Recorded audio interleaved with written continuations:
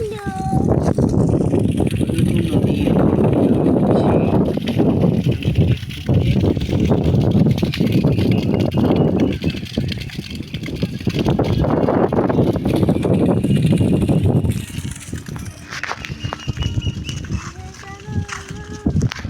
ফল্গু নদী, ফল্গু নদী বিহারের গয়াতে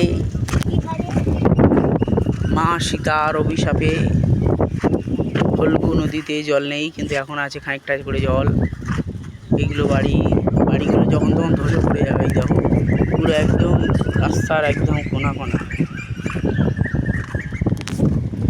এই বাড়িটা দেখো পুরো একদম পাহাড়ের ঢালে। মন্দিরটা সুন্দর, আর মন্দিরের এখানে কি জাহ্নবীটা খুব সুন্দর। জাহ্নবী তাকাও। এই ফল্গু নদীর বাঁধ দেওয়া আছে, এই জলগুলো এই ফল্গু নদীর এখানে চলে আসবে।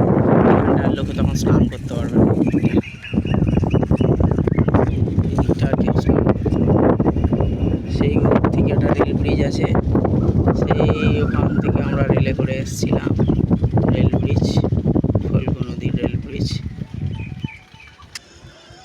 এই দেখো এখানে সবাই ওই পিণ্ডদান করে গয়া, আর এইখানটায় যে বাঁধটা দেওয়া আছে সুন্দর করে, এই বাঁধের এই জলটা না ধরে রাখলে, জল যদি উপরে চলে যায় তাহলে এইখানটা কেউ আর স্নান করতে পারবে না।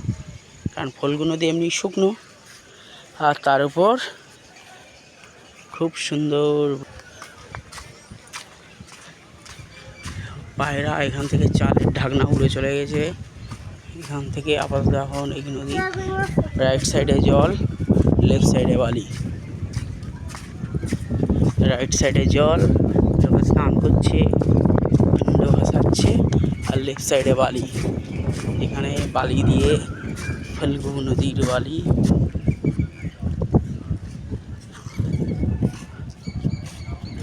বিশাল বাঁধ দেওয়া।